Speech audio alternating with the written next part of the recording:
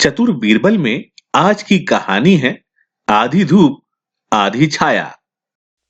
एक बार अकबर ने किसी बात से नाराज होकर बीरबल को नगर छोड़कर जाने का आदेश दे दिया। बीरबल तैयार हो गए, पर जाने से पहले बोले कि वह अब नगर तभी लौटेंगे जब अकबर उनसे स्वयं कहेंगे।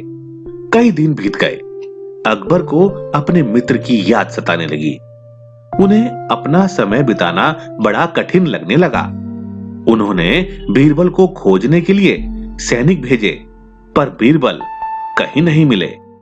तब बादशाह के दिमाग में एक विचार आया। उन्होंने घोषणा करवाई कि जो व्यक्ति आधी धूप व आधी छाया में उनके पास दरबार में आएगा उसे 1000 मोहरें दी जाएंगी। बादशाह को पता था कि एकमात्र बीरबल के पास ही इसका हल होगा। उधर बीरबल एक छोटे से गांव में एक गरीब ब्राह्मण के घर रह रहे थे। उन्होंने राजा की घोषणा के विषय में सुना। वे ब्राह्मण का उपकार चुकाना चाहते थे, अतः उन्होंने कहा, क्या तुमने अकबर की घोषणा के विषय में सुना? हाँ, किंतु आधी धूप व आधी छाया में जाना भला कैसे संभव है? ब्राह्मण ने पूछा।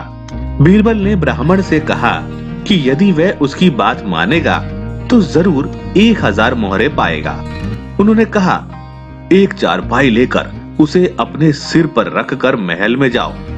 ऐसे तुम आधी धूप आधी छाया में रहोगे। अतः ब्राह्मण चारपाई अपने सिर पर रखकर महल की ओर चल पड़ा। बादशाह ने जब देखा तो बड़े प्रसन्न हुए और बोले, ब्राह्मण, इसके पहले कि मैं तुम्हें इनाम दूं, क्या तुम बताओगे कि यह तुम्हारी योजना थी या किसी और ने यह उपाय तुम्हें सुझाया है? ब्राह्मण डरते हुए बोला, एक गरीब ब्राह्मण कुछ सप्ताह से मेरे साथ रह रहा है, उसी ने मुझे यह उपाय बताया है।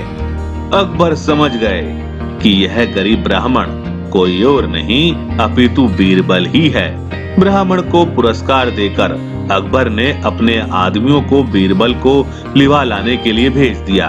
बीरबल को पुनः दरबार में पाकर अकबर बहुत खुश हुए।